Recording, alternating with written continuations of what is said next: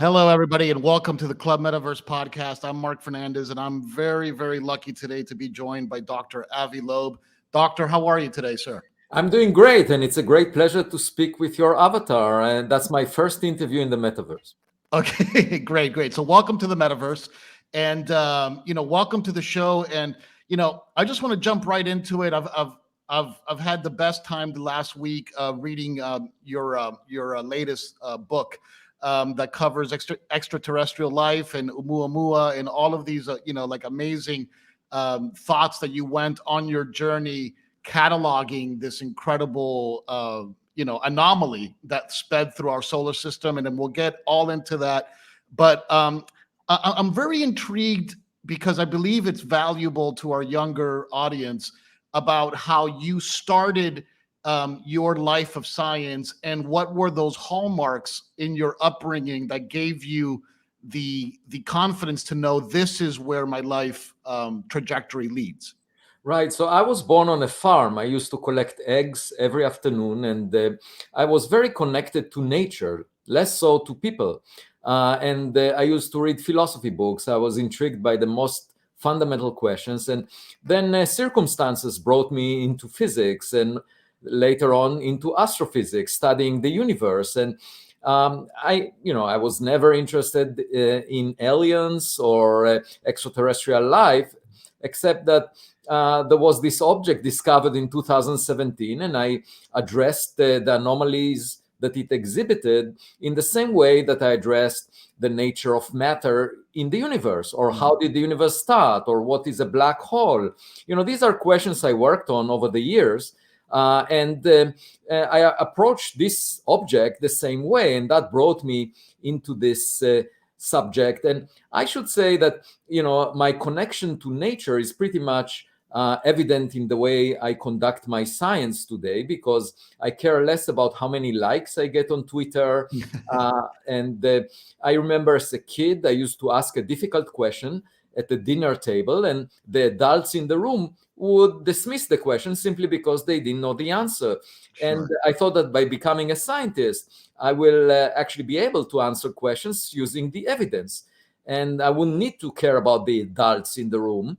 And to my surprise, there are many adults in the room in academia who do not know the answer and therefore dismiss a lot of questions. And that's unfortunate. That's why I think young people have a much better chance of discovering new things, because they are not carrying any baggage.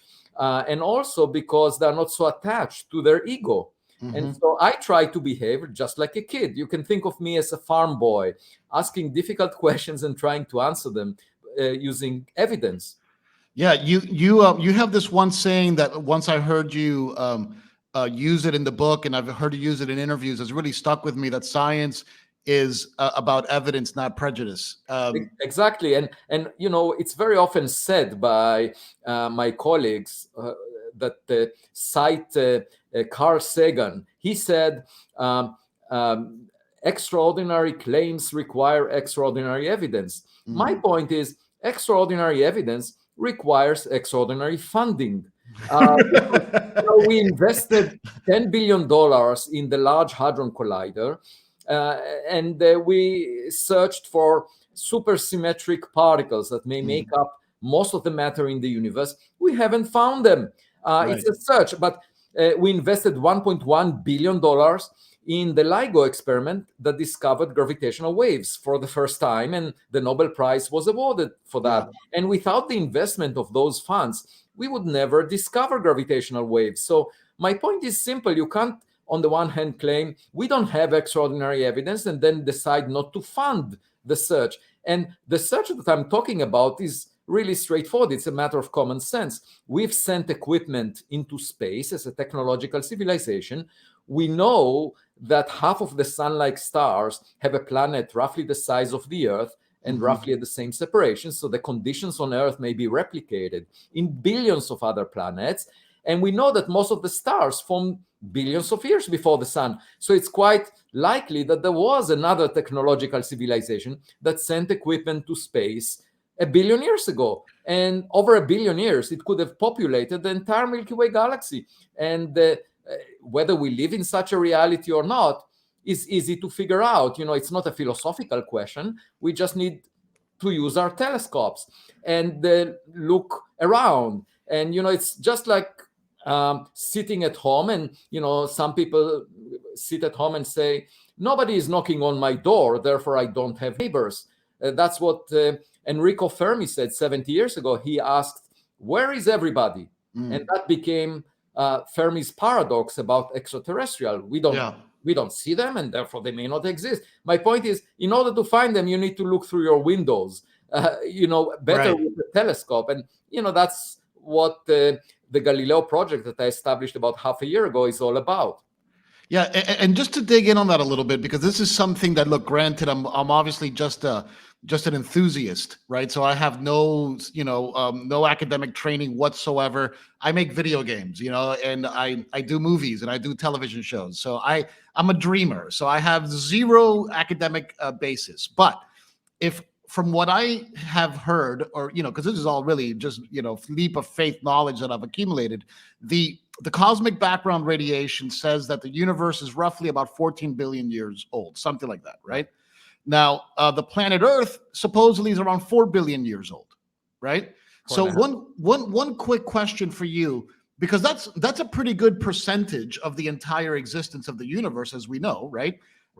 Is the planet Earth, in the context of the universe, considered an ancient planet, or is it middle of the road, or is it young? Like, was there enough time for hydrogen to turn into heavier elements for there to be planets that are much older than the Earth? Right.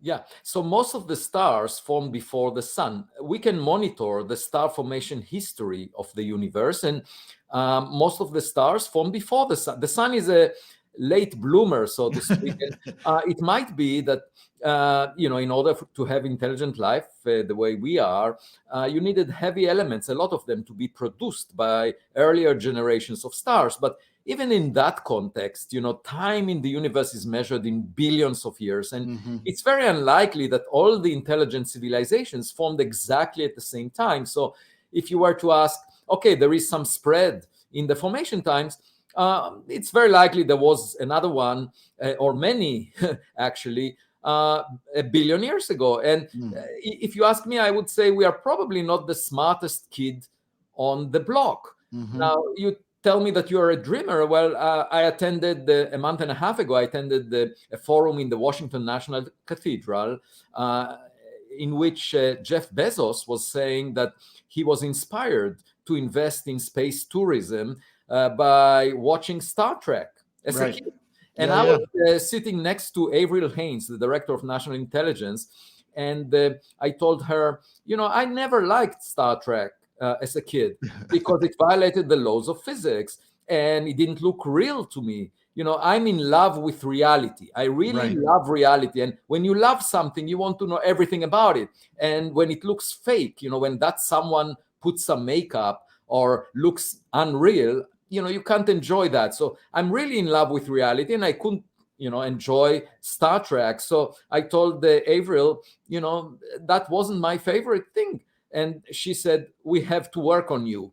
And as it turns out, I'm supposed to speak with William Shatner, who contacted me shortly after I wrote about it. And we shall see how that conversation goes. But my point is, there is enough in reality itself to amaze us. We don't need fiction. Amen. I also get really encouraged by the idea that if you track life on the planet as much as we understand it today, it took the planet Earth about 3.5 billion years for there to be supposedly the first single cell, organism, right? So somehow RNA and DNA and chicken or the egg, who knows what happened? Somehow a single cell was born, and then it took almost another 499 million years for hominids, to start walking around, right? And then once we came around, now we're sending, the James Webb Telescope into space. So it does seem that life has this exponential variable to it, that once it emerges, it speeds up at an exponential rate. So like 100 years, is more valuable than like the last 100 million that came before it. That's true. And the question is, what will happen in the coming centuries? Will we survive? Because we are also producing the means for our own destruction. We don't pay attention to our environment. We develop technologies that could kill us. And we need to be careful about it. But the one thing that I'm reminded is we are born into this world like actors put on a stage. And we tend to think that the play is about us. So the ancient Greek philosopher Aristotle argued that we are at the center of the universe, and then it turned out to be wrong. We are not at the center of the stage, and that's what Copernicus and Galileo showed us. And then we thought, oh, maybe the Earth-Sun system is unique. Turns out it's not. It's very common. Now there are lots of people in academia still arguing that maybe we are the only intelligence out there. My point is, it's very unlikely. And everything around us is probably quite common. And, if we want to, we are clearly not at the center of the stage. The play is not about us because we only came at the end. We better look for other actors and ask them. Maybe they have a better sense of the meaning of this play and our place in it. My personal feeling, again, disclaimer, I'm just an enthusiast. My personal feeling is that at the center, the play is about gravity, because it seems that gravity is that one thing that when humanity kind of gets a slightly better understanding of it, everything changes around them. It seems to be the most productive insights that have happened to human beings are directly correlated to this beautiful concept of gravity. Yeah, definitely. Gravity is very fundamental, and we still don't understand how to unify gravity with quantum mechanics. If we will, we might be able to produce a baby universe in the laboratory. So there is one question of how was our universe born? And perhaps it was born in the laboratory of an advanced civilization. You can think of it as generations, right? That people have babies, and the babies have their own babies, and so forth. And it's possible that a universe like ours makes technological civilizations that eventually reach the point where they can create baby universes. And that's how the Big Bang started. The reason I bring this up is because a very advanced scientific civilization may be a good approximation to what religious scripts called God in the past. So, and if we ever meet technological relics of other civilizations that are far more advanced than we are, they might look like magic to us. And we should just be humble and modest as we search around, because when we find such a piece of technology, it will be just like a caveman finding a cell phone. And the caveman would say initially, the cell phone is a rock of a type that I've never seen before. But if the caveman is not curious, he will throw it away.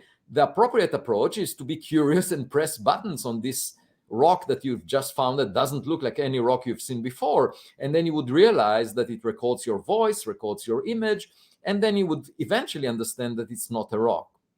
Is it a possible theory that gets socialized out there? Because when I hear about the concept of a singularity, that the Big Bang started as this finite point, and that black holes lead into a finite point. And like you just said a few minutes ago, nothing in the universe is unique, right? Everything comes in multiples. Is it possible that black holes are actually almost the aperture of a Big Bang on the other side, and that's how the is that something that's socialized out there or considered? It's definitely possible. Now, a singularity is just our admission that Einstein's theory of gravity is incomplete, because it's a point in space or time where Einstein's equations that describe gravity break down, meaning that they cannot be applied anymore. And you can understand it in the context of the Big Bang. If you go back in time, we know the universe is expanding. So going back in time, matter was denser and denser, and there is a point in time when the density was infinite. And then, we don't know what happened because Einstein's theory breaks down. The curvature of space and time becomes infinite. The same is true at the center of a black hole, where there is a singularity of a different type. But in both cases, we don't know what happens. And we know why we don't understand it, because when you deal with very high density of energy or mass, you need to incorporate quantum mechanics. And Right. Einstein's theory of gravity doesn't include quantum mechanics. Now, how do you marry quantum mechanics and gravity into a single unified theory is a challenge that was not yet met by many generations of physicists, starting with Einstein. He wanted to solve that, to crack that, the unification problem. But it wasn't successful. And today, over the past 4 decades, there were a whole community of 1,000 physicists, or even more, called the string theories, that attempted that.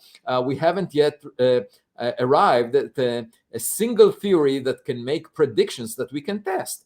And so we don't have an answer for that. But it's clear that once we have a theory that unifies quantum mechanics and gravity, we'll figure out what's on the other end. And to answer your question, it's possible that matter falling into a black hole singularity comes on the other side in a Big Bang. That's possible. Yeah. Yeah, that's quite amazing. Do you think that just like when Newton started to understand and create predictions around gravity and motion, we had this huge revolution of industry, and then Einstein with his optimizing of that view, then we had atomic energy. Do you think that the next big step, and granted the LIGO thing almost just kind of proves what they were talking about to be real, do you think that finding the graviton particle is that next leap? And do you think that that's even possible with the amount of energy that we can imagine creating to create those annihilations? Okay, the graviton is a gravitational wave. It's basically producing ripples in space and time. For example, as a result of 2 black holes colliding with each other. And that's what the LIGO experiment detected about 6 years ago, and the Nobel Prize was awarded for that. So we already know that the graviton exists, but I think the real challenge is how to unify quantum mechanics and gravity in a way that would avoid these singularities that we were talking about. And that's something to be done in the future. Now, I have a hope. In the past, we did our physics using our scientists. Einstein was a very celebrated scientist of the 20th century, made a lot of important insights. But I think in the future, it's possible that the artificial intelligence systems will be fed with data and will come with new insights. Now, the big advantage of AI scientists is that they will not be attached to their ego.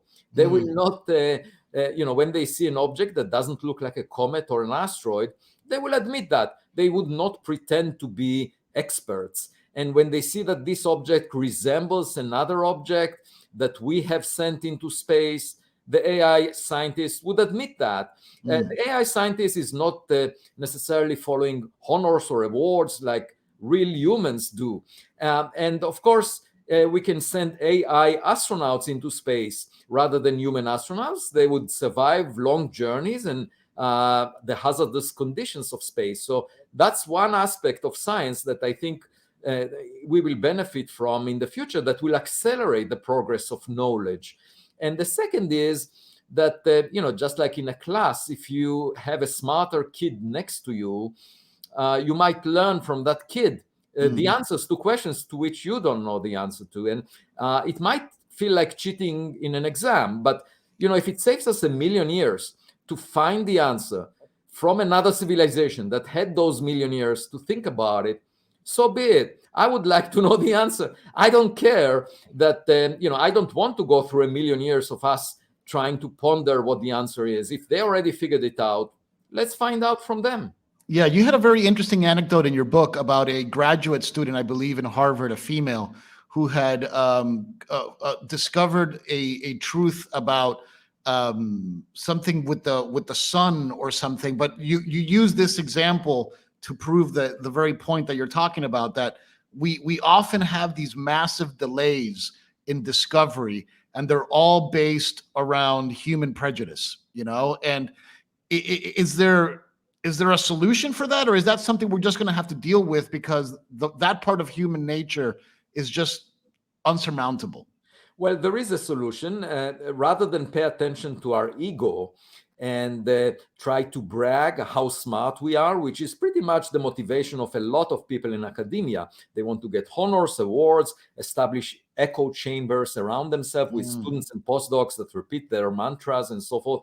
Instead of being motivated by that, let's just behave like kids. When I look at an adult, I often look for the kid behind the adult, and Yes. sort of like the adult is the avatar of the kid. So the avatar looks you can think of it in the metaverse. The avatar is not the real person. It's the way the person wants to look like. Sure. And it may cost a lot of money actually to produce that image. It may cost a lot of effort, but the point of the matter is that we are all fundamentally kids, in the sense that we have most of the truth is not available to us. So we live in an ocean of ignorance. We have an island of knowledge in that ocean, and let's admit it. When we don't know the answer, whether we are the smartest kid on our cosmic block, let's admit that and search for evidence of other kids in our neighborhood.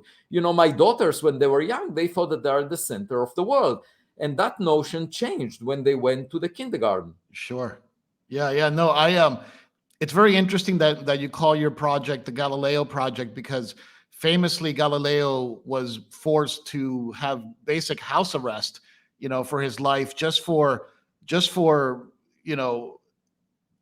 talking the truth, talking the observational data that he saw when he looked at the stars. And look, that's something that we see a lot today, right? There's scientists and doctors, I'm not even going to say the name because maybe I'll get banned, but there's doctors that get banned off of major social platforms that are supposedly being run by forward-thinking young people, because they just don't agree with what they're saying out of some weird prejudice. And then that prejudice changes week to week. And then what's bannable today is not bannable yesterday. And we have so much history showing the same exact pattern. It's frustrating to me that we don't understand that it's okay to be wrong, and it's okay to admit it. Yeah, that's an excellent point, because if you look, at Galileo's case, if he were alive today, he would have been canceled on social media. And the point is, if you were to ask those philosophers at the time of Galileo that put him in house arrest, they clearly were popular, they had power. Right, and they were righteous, they were virtuous. Yeah, but if you were to ask them to design a rocket that will reach Mars, they would get it wrong, because they thought that everything moves around the Earth. Right. And that's the wrong idea about reality. So my point is, you can live in the metaverse. There is an infinite world of possible virtual realities, and you can choose the ones that flatter your ego. For example, choose the virtual reality where you are at the center of the universe. And that's what these philosophers chose. And it's very pleasurable. And a lot of people subscribe to that virtual reality at the time. But once you try to do something in the actual reality that we all share, like sending a rocket to Mars, the real Mars, not the Mars in the metaverse, then you will get it wrong, because you have the wrong concept of reality, the actual reality that we all share. And that's really what I'm talking about, that in order for us to admit the constraints that we live in the actual reality. We can believe in ideas that flatter our ego, but if we want to operate in the actual reality that we live in physically, then we need to understand it.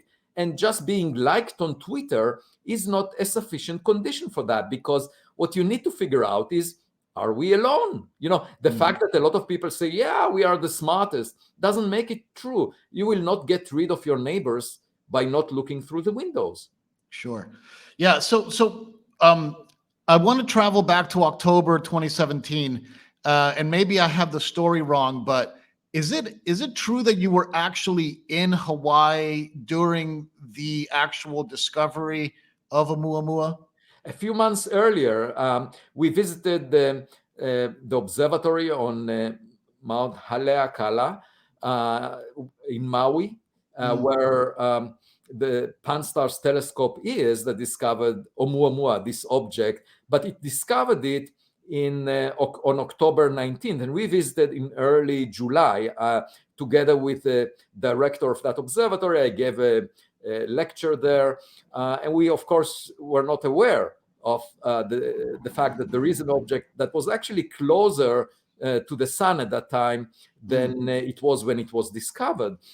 And then in October, it was discovered. And the reason I was intrigued by this object is because a decade earlier, I wrote the first paper that forecasts how many rocks we expect from other stars to visit our solar system.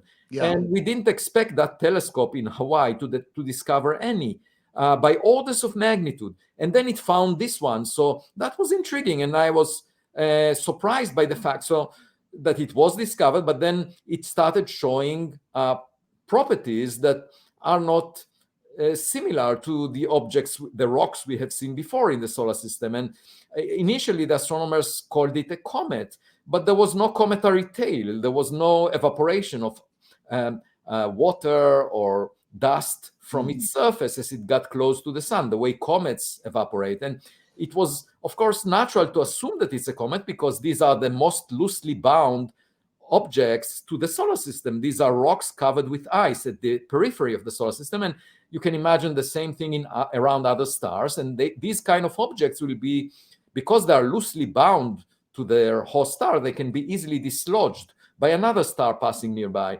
So one would expect most of the objects from interstellar space to be comets. And this one was not a comet. And then as it was tumbling around, the amount of sunlight reflected from it changed by a factor of 10. And that meant that it has a very extreme shape. And the best fit to the variation of light was that of a pancake, a flat shape, very unusual. And then it was pushed away from the sun by some mysterious force that declined inversely with distance squared. And the only explanation I could think of is a reflection of sunlight is pushing it, sort of like a sail being pushed by the wind, except that nature doesn't make such things that are thin and can be reflected by pushed by reflecting sunlight. And so I suggested maybe it's artificial. And of course, many of my colleagues had a problem with that. But I should say that in September 2020, there was another object discovered by the same telescope that exhibited the same qualities. It was given the name 2020 SO, and it was pushed by reflecting sunlight and also didn't have a cometary tail. And then the astronomers realized that it actually was sent from Earth in 1966. It's a rocket that had very thin walls, and we produced it. So it's clearly artificial. And the question is, who produced Oumuamua, the first object?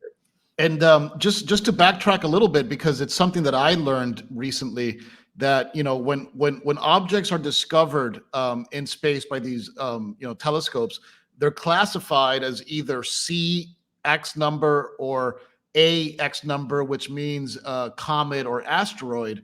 And this was the first ever IX number, as in it's an object from interstellar space. And it's the first one that we know of. Am I correct in saying that? Yes, it was the first discovered the size of a football field. Prior to this discovery, we just didn't have a survey telescope that was sensitive to the light reflected from an object the size of a football field flying within the orbit of the Earth around the sun. So this was really the first time that we could detect such objects. And there might be many more that are smaller than this object flying through or moving much faster, so we don't notice them. And it really opens a window for a completely new population of interstellar objects. And it's quite remarkable that the first one we discovered looks so unusual, so weird. And I should say that the astronomers initially called it a comet. It was later given the name interstellar object. Yeah. It's funny because if you look up Oumuamua on Wikipedia, right, the very first sentence, and I should probably read the exact sentence, but I'm doing it off the top of my mind here. The very first sentence is that it's not a very luminous object, right? It's like literally the first sentence they used to describe it. But when I hear or read you talk about the data that you guys accumulated over those few months that you were able to track it, is that it in fact went from dark to 10x luminous. So it was actually far brighter than many of the things that we find out there. But yet the story that is told in the mainstream is that it was actually not a very luminous object. Well, actually, I saw the first email from the discovery team, and it said this is a very unusual object. And when we heard a lecture about it at Harvard, and I left the room together with a colleague of mine who was working on rocks in the solar system for decades, he said, Oumuamua is so weird, I wish it never existed. And to me, that illustrates the fact that experts always want to be able to explain anything we see.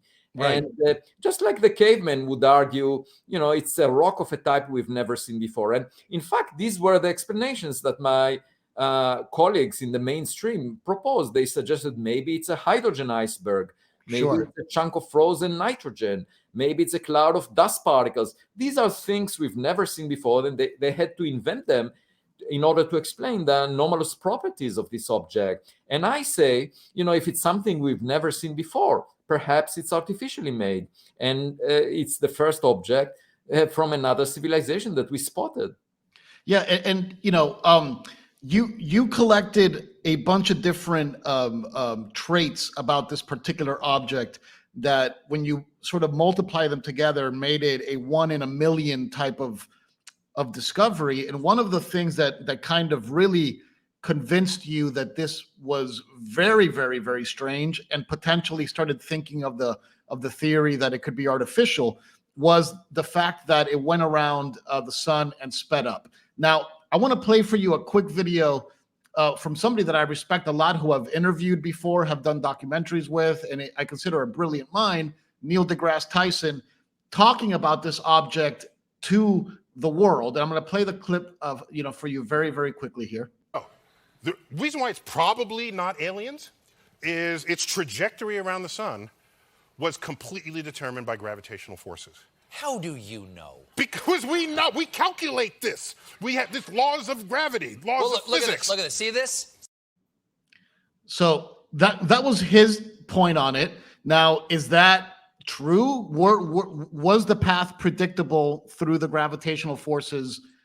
No, it's not true. He must have made this statement before a paper appeared in Nature showing that there is this additional force acting on Oumuamua that pushed it away from the sun and declined inversely with distance squared. And it couldn't have been as a result of the standard evaporation of a comet, because we haven't seen the cometary tail. And the Spitzer Space Telescope looked very deeply for carbon-based molecules around this object and couldn't find them. So I think this statement was made by Neil deGrasse Tyson before it was realized that, in fact, it's not following a path just shaped by the force of gravity of the sun. And so this statement is incorrect. But my point is, we can figure out the truth. It's not a philosophical question. Exactly. And the key would be to date the next Oumuamua. It's just like going on a date with someone that really intrigues you, but that someone is already far away. You can't really find that person. And then you are thinking about how to date the next person that looks like it. And the Galileo Project that I established in July 2021 as a result of very generous donations to my research fund at Harvard is aiming to obtain a high-resolution image of the next object that would look like Oumuamua through a space mission once we identify such an object. And that's one branch of the Galileo Project. The second branch is to try and figure out the nature of those unidentified aerial phenomena that were reported to the US Congress, and that a new office in government will be established to document the evidence about them starting June 2022. So this is becoming a subject that the government cares about quite a bit. And I think it's the duty of scientists to figure out the answer, because it may not be a matter of national security.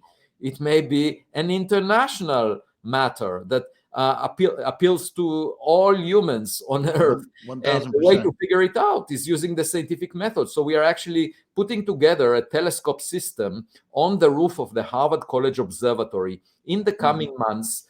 And once it operates to our satisfaction, it will be sensitive in the infrared, visible light, radio, audio, and once it satisfies the requirements, we will make copies of it and put them in many locations and monitor the sky, because the sky is not classified. It's only data obtained by government-owned sensors that is classified, because the sensors are classified. So it's about time for a scientific exploration of this, and that's what the Galileo Project is all about. Plus, of course, trying to get a picture of objects like Oumuamua, because a picture is worth 1,000 words. And in my case, it's worth 66,000 words. Words in my book, Extraterrestrial. I would never write this book if I had an image of Oumuamua. It would look either like a nitrogen iceberg, hydrogen iceberg, a dust bunny, or an object that has bolts and screws on it and some buttons that we can press. Right. And if it's the latter, I would really love to press one of these buttons. And for how many months were we collecting active data on Oumuamua? Like, were you able to see all of the data collected throughout the process? Yes, I was able to see it and analyze it. The only problem is that astronomers thought, oh, it's either an asteroid or a comet, and therefore we didn't collect as much data as we could have collected. And so it was collected roughly over a period of 2 weeks, mostly, but we could have monitored it for twice or 3 times that long with more telescopes. And that's what will happen when we find the next Oumuamua. Is there regret about that? That like, is there a consensual regret amongst the scientific community that they didn't pay enough attention to it while we had the opportunity, or is it something that people don't really care about? No, a lot of people care about it, and the evidence for that is that the James Webb Space Telescope was just launched, and there is already a proposal to have time on it to observe the next interstellar object when it shows up, and study it much more carefully than we did with Oumuamua. So obviously, everyone is alerted to the interest in this subject, but most of the mainstream argues that we should not engage in discussions about extraterrestrial equipment, that it's something that should be left out of the discussion. And I don't understand that, because the public cares a lot about it. And if we engage in this possibility, we can bring more funds to science. I demonstrated it with the Galileo Project. I got money that was not previously allocated to scientific projects. And moreover, we can bring new talent to science, those young kids that are really excited about this question. And rather than, putting a stigma on this subject and ridiculing it, I think we should celebrate it. It's something everyone cares about, and the scientific method can be used to clear it up. And, if we find that we are not the smartest kid on the block, that would have huge implications for our future as the human species. 1,000%. And so taking it out of the solar system and into our stratosphere, how are you applying the scientific method to whatever data you've been able to collect over these kind of TikTok style, UFOs that have been, observed by, naval pilots and like you said, the government has released these documents saying that there are supposedly things that they cannot explain, that fly at speeds that we cannot explain, that do not emit all the stuff that we already know. How do you approach that data, and is there anything interesting, any theories that you have come up with about that data? Yeah, so that data is not of good quality. It includes blurry images, and we don't know what the cameras were doing in the cockpit of a jittery airplane, and so we really cannot tell what the instruments were and what their properties were, and what were they doing at the time that the data was collected. And moreover, eyewitness testimonies cannot be used in scientific research. You have to use instruments over which you have full control and you fully understand how they operate. That's how the Galileo Project plans to do the business. Basically, we are designing our observatories so that they would be optimized. We are not talking about equipment that was designed for a battlefield that by chance saw something strange. We will design our instruments and telescopes such that they will get us the very best quality data that we can get, and in a way that we fully understand. And our data will be open and transparent. The government-owned data is mostly classified. And so the only reason I'm intrigued by it is not so much by the data that was released, it's by the response of people that I respect with integrity, such as former CIA directors, Brennan and Woolsey, former director of national intelligence, and former President Barack Obama. All of these people spoke about it as a serious matter, including Bill Nelson, the head of NASA, who argued that scientists should engage in figuring out the nature of these objects. So because these people saw some of the classified data, I haven't seen it, and they talk about it seriously. Because of that, I decided to try and get scientific quality data and figure it out using the scientific method. And we plan to make the data open and publish scientific papers on it. And until recently, there was no such study. And as a result, the public was speculating. The scientific community was ridiculing any discussion. And that was not a healthy situation. Sure. And I think we should expect exciting things to come, because one way or another, it's a fishing expedition. We will report on all the fish that we catch. Sure. And of course, in the past, people may have used fishing nets that have big holes in them, so they missed a lot of fish. Right. We might catch new fish. And, just like Robert Frost said, that there were two roads in the woods, and he chose the one that was not taken. Right. The one that's and that traveled. made all the difference. For me, the biggest difference is there is a chance we will pick low-hanging fruit, because nobody took the path that we are taking.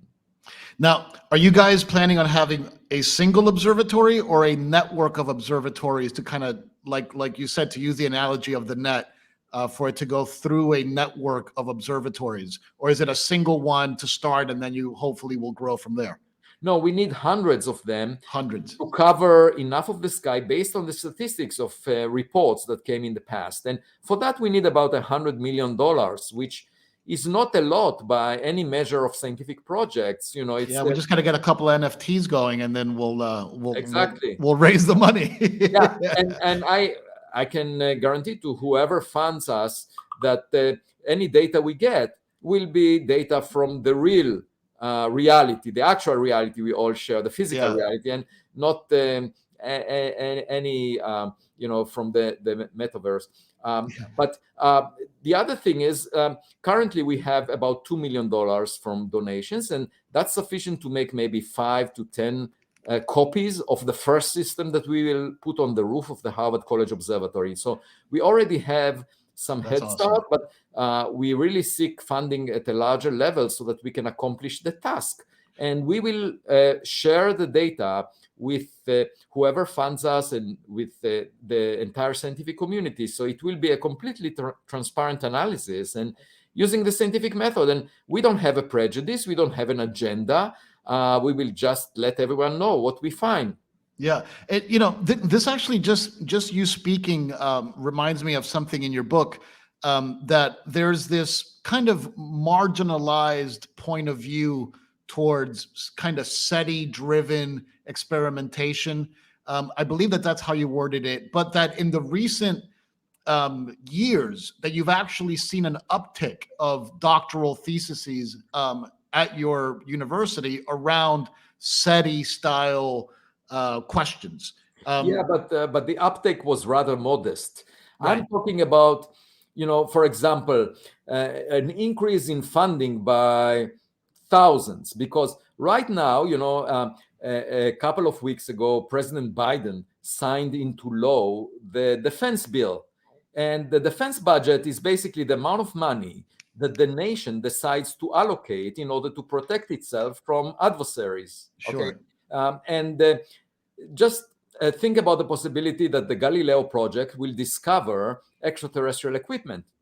That may change the perspective. It's just like realizing that we are in a playground, of a kindergarten, and there is a world out there that is far bigger and more important, right? Or we are used to. And then suppose the politicians say, okay, well, that's a serious matter, and we should allocate similar amounts of funds or even more to studying our bigger environment. Okay, instead of playing in this playground with worrying about what other nations are doing or endangering us in some way or another.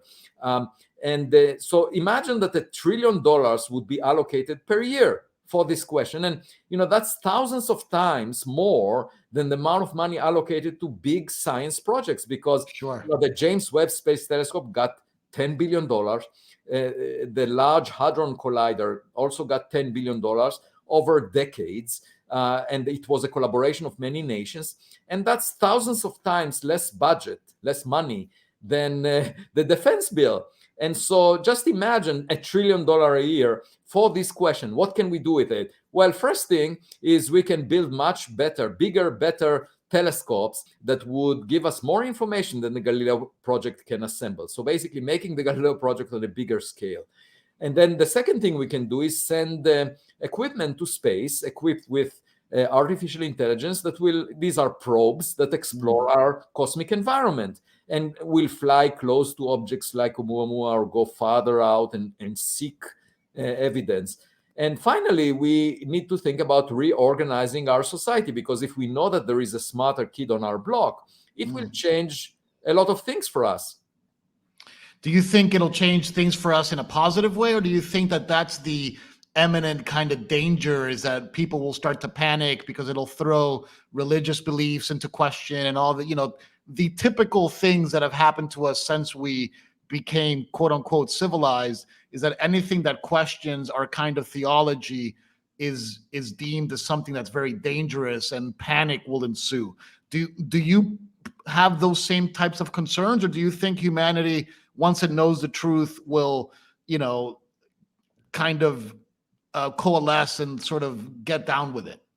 Well, I'm an optimist, and I don't think that we did very well in history, because if you look at human history, you see over and over again groups of people trying to feel superior relative to other people. And the best example is the Nazi regime that triggered the death of 75 million people. That was 3% of the world population in 1940. And it's 10 times more than the number of deaths triggered by COVID-19. That's remarkable. A group of people deciding to feel superior killed 10 times more people back in 1940 than COVID-19 so far. Right. If you think about it, if we find that there is a smarter kid on our block, cosmic block, then it would make all the differences among humans meaningless. And perhaps that will bring us to our senses such that we will treat each other with respect as equal members of the human species. So I really hope that it will change the way we think about ourselves, make us more modest, more humble, and as the human species, unite us. That's my hope. But it's hard to tell how things will turn out. And I don't think, by the way, that the risk is from religions, because a lot of religious people tell me that they are comfortable with the notion that we might not be the only intelligent species out there. And moreover, if I think about space exploration, there is no business plan to leaving the solar system. You cannot make money out of leaving the solar system. Right. But on the other hand, it connects to spirituality. You ask questions about what's beyond.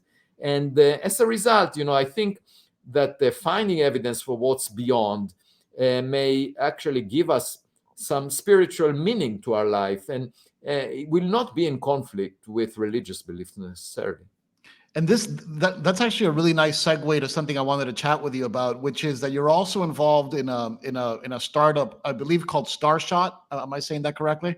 Yeah, and, it's a research project. It's not a startup. Yes. I'm sorry. Yeah, a venture-backed research project. And the mission of that project is what? Could you tell us a little bit about that? Yeah. So back in 2015, an entrepreneur from Silicon Valley named Yuri Milner came out of a black limousine next to the Center for Astrophysics at Harvard and entered my office and sat on the sofa in front of me and asked me whether I'm willing to lead a project that will contemplate a mission to visit the nearest star within our lifetime. Sure. So he's the same age as I am, and it meant within 20 years reaching the nearest star. And I knew that that star is 4 light years away. So, this spacecraft needs to travel at a fifth of the speed of light, which is 1,000 times faster than chemical rockets. And I told him I need 6 months to think it through. And then with my students and postdocs, we came up with the concept that the only technology that can do that is by pushing a very lightweight sail with a powerful laser beam. And that's what the project is about. And we announced it in the company of Stephen Hawking. And now there are various groups working on components of this technology, like the laser, the light sail. And we are not there yet. We haven't yet convinced ourselves that it's feasible in the immediate future, but we are working on it. And theoretically speaking, the laser shoots away from the vessel, so it's using both laser and a solar sail concept. No, the sun is too faint to push a sail close to the speed of light. I mean, the only way you can do that is if you are parking a light sail near a massive star that is about to explode. And when the star explodes, there is a flash of light that is so powerful that it could push a light sail of the type that we are talking about in the context of Starshot. It could bring it close to the speed of light. So that's the only way to get it from a natural source of light. But the sun itself is not sufficiently bright. And so the laser is basically producing so much light per unit area that it provides enough pressure, radiation pressure or force on the sail and pushes it. And in the same way that a wind pushes the sail on a boat. Basically, the particles that make up the air that bounce off the walls of that sail give it a push. And in the same way, particles of light that bounce off a light sail give it a push. Got it. It's like my dad, I think once when I was a kid, he tried to build a sailboat out of a canoe, and he tried to put a fan on the canoe to like throw wind at the sail. So it's kind of that same concept, but with light versus, something like a little tiny fan. That's right. Now, if you want to understand, for example, how airplanes are propelled, the principle is similar to a comet. Basically, you throw away material from the engine backwards, and that pushes your jet plane forward. And I once, when I was much younger on a long flight, I did the calculation. It works out. You can calculate how much material you need to throw back so that your airplane will move forward in the speed that it moves, because they show it on the screen in front of you as a passenger what the speed is. And I did the calculation. It makes sense with the fuel that they put on the plane. And so a comet does exactly the same thing. There is ice on the surface of the rock that evaporates, and it gives it the rocket effect. A rocket, is also propelled in the same way. Material is thrown backwards, and then the rocket, what remains from the rocket, is pushed forward. Now, the concept of Starshot is different. You don't carry the fuel with you, and you're not throwing back material. The laser is coming from somewhere else, and it's pushing that sail, and that makes the sail very light. I see. So the laser is not actually on the vessel; it's external to the vessel. It's on the ground, and that is a great advantage, because then you can have a very lightweight a sail that weighs just a few grams without carrying the need to carry any fuel, and it's being pushed by reflecting light. Right, and its course won't be obstructed until it meets another object that can actually deviate it from its course. Right, so it's sort of like a bullet that you shoot in the direction that you want, and you will not shoot it. For example, if you want to get to the nearest star, Proxima Centauri, you will not shoot it at the position where the star is right now, but when it would be at the time that this light sail reaches that point.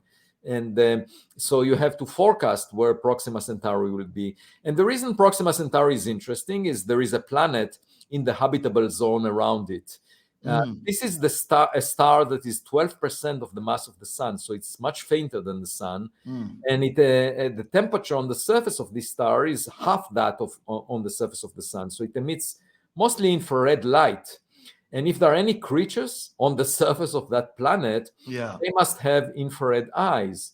And the planet is so close to the star that it is tidally locked. It always faces the star with the same side at all times. It has a permanent day side and a permanent night side.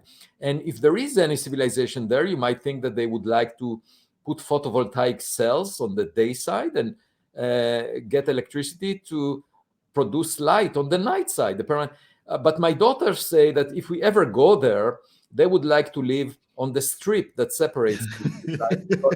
This way you can sit on the porch and watch the sunset forever. The sun never sets. Right. No, that's amazing. You had mentioned before a little bit about the business plan of sort of extraterrestrial exploration. This is kind of, one of my sort of fantasies, but I remember reading a while back that I forget if it's Uranus or Neptune or one of those two planets, that they believe that a big portion of the planet is actually diamond. Is this a true thing? Like have you ever heard about this? Well, we haven't yet seen for sure a planet made mostly of carbon, but people have conjectured that. Yeah. One of the most distant objects that we visited recently was with the New Horizons mission, Pluto. And I should say that I'm embarrassed by the fact that we sent the New Horizons probe. Not so much that the probe was sent, but NASA decided to put on the probe 30 grams of the ashes of Clyde Tombaugh, the scientist that who discovered Pluto.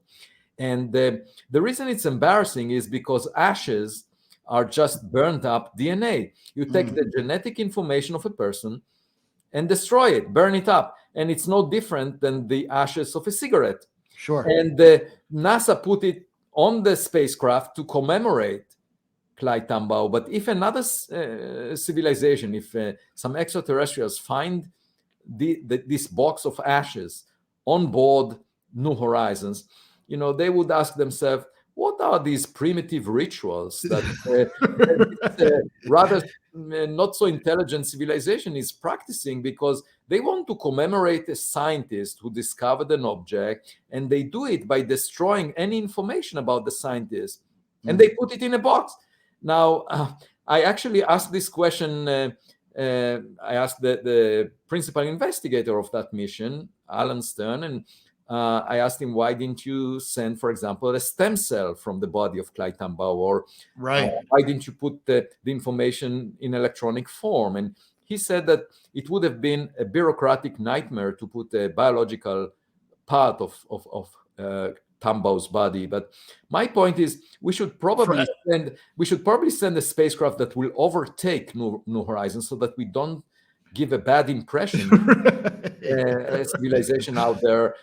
We should send something that shows more intelligence. And there may be a committee out there in the Milky Way galaxy that decides whether the sun has an intelligent civilization next to it. And my guess is, so far they have decided we are not intelligent. Yeah, do you think that there's ethical reasons for putting DNA in space? I don't see any, but yeah. So I actually think that our future in space is with AI astronauts, not with humans, because we were selected by Darwinian evolution to survive on the surface of this Earth. Sure. And if you want to send astronauts to long journeys that would last millions of years through space under harsh conditions, bombardment by cosmic rays and other hazardous conditions, and in vacuum, in illuminated by X-rays and so forth, it's better to send electronic equipment. And by the way, AI systems are driving cars now, and they can process much more data than the human brain can. And I would actually trust them. I would be proud of AI astronauts, and I think that's what we should aim to send. So sending DNA is not really something we should be proud of, because I think in the future we should be proud of our technological kids, our AI astronauts. And if we can contemplate such a future, someone else might have done it. That's another reason to look for AI astronauts sent by other civilizations. So AI astronauts, I love that. The book is Extraterrestrial: First Sign of Intelligent Life Beyond Earth. Avi Loeb, Dr. Avi Loeb. I'm so humbled that you've given me your time and your brilliance, and have spoken a little bit to the metaverse and the folks that are obsessed with living in virtual reality. Oh, it reminds me. Last thing, you had mentioned before that you had done some research and some workings into virtual reality.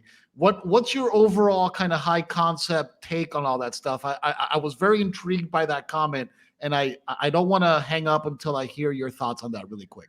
Right. So the world of possible realities is infinite, and usually the problem is that humans tend to like those realities that flatter their ego. And when people get married in the metaverse, they can have much better looks than they have in the real world.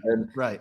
We can always choose a reality that flatters us. And my problem is that at the end of the day, we live within the reality that we all share, and we better be aware of that. As a scientist, that's what I'm trying to do: collect evidence about. I mean, we can enjoy the metaverse as a game, or as long as we are aware that there is an actual reality out there. And so for me, it's fun to be in the metaverse, but I'm really in love with reality the way it is. And the metaverse is not a new invention, because over history, humans believed in ideas that had nothing to do with reality. And, we used, some people put cosmetic makeup, and that's a change in the way they look. Mount Olympus. And so it's nicer to believe in a reality that has cosmetic makeup and people look nicer. People are taking recreational drugs, delusional drugs, and they face something that is not the actual reality that we all share. Over time, there were lots of ideas, and there were, people believing that we are the center of the universe, and people believing that, that there is life after death, all kinds of ideas. My point is, I have no problem with that, except that if we want to make progress in adapting to the actual neighborhood that we live in, we need to look through our windows. We need to figure out who the neighbors are. We need to pay attention to the actual reality, because that's the only way we will learn something new and then adapt to it. And it's possible that Enrico Fermi asked, where is everybody? It's possible that they put goggles of virtual reality, all these extraterrestrials, and they don't engage with us because of that. They enjoy themselves in the metaverse, and that's pretty much it. And if that's the explanation for Fermi's paradox, I would be very disappointed. Yeah, no, that's a beautiful thought to leave the podcast with. Again, Dr. Avi Loeb, thank you so much, and I look forward to more work from you. I look forward to seeing what happens with the Galileo Project, and hopefully on Starshot, we can find some of that diamond in Neptune or something, and end world hunger. But anyway, thank you so much, sir. I'm going to be signing off now. Thank you to all who listen, and we'll be seeing you soon. Thank you for hosting me.